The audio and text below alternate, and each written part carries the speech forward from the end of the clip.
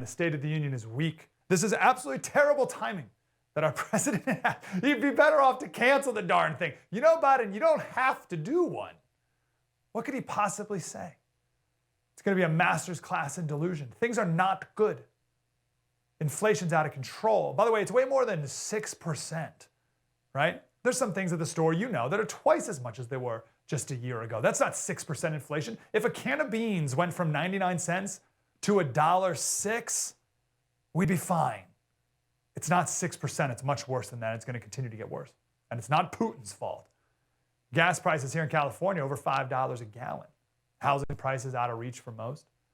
Never forget that Afghanistan withdrawal, which set the stage for Russia invading Ukraine, which is setting the stage for China invading Taiwan. That's the real war.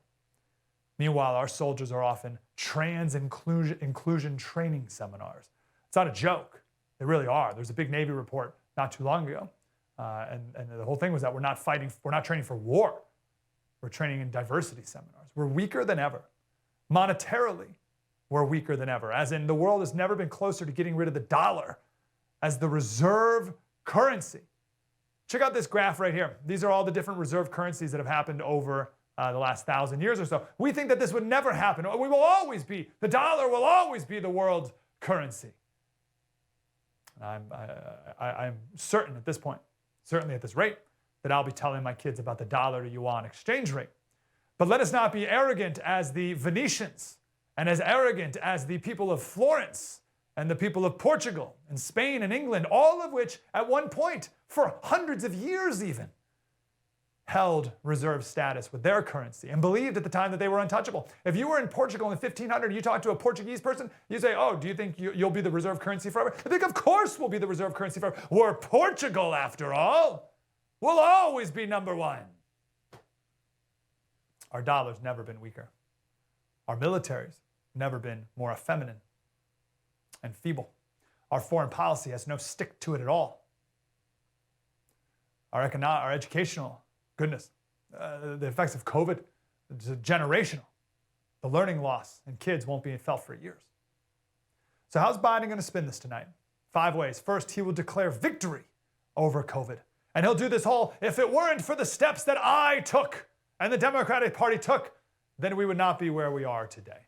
And in reality, of course, nothing the government did had any effect on the transmission or the severity of a virus. Nothing at all. It was just last week when the sergeant at arms said that everyone had to wear an N95 in the chambers tonight. And then the polling came out, and now the political science has changed, and now no one's going to be wearing any masks. But it was all his to do, all because of Biden. Right?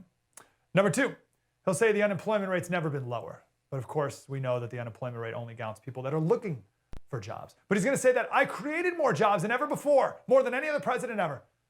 But of course, that starts when we were at the lowest moment of job loss because of government-mandated lockdowns.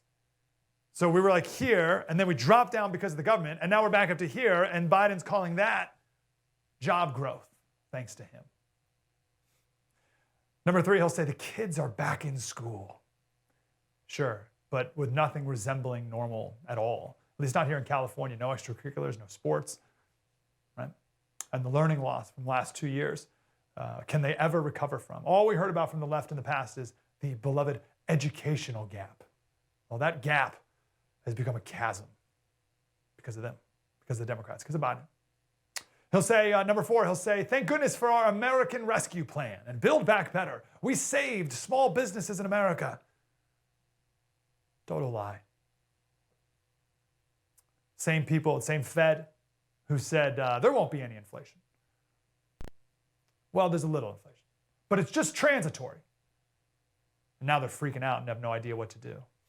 It's the same Federal Reserve, same people. 5th thing he'll say is we're taking a tough stance against Putin to help the Ukrainians. Of course, the economic sanctions accomplished nothing. We were told that once we imposed these sanctions, it would prevent him from even attacking at all, and of course they didn't. I see instead women making Molotov cocktails in bulk on the streets of Kiev. Those women making Molotov cocktails have done more to fight against Russia than anything Joe Biden has done.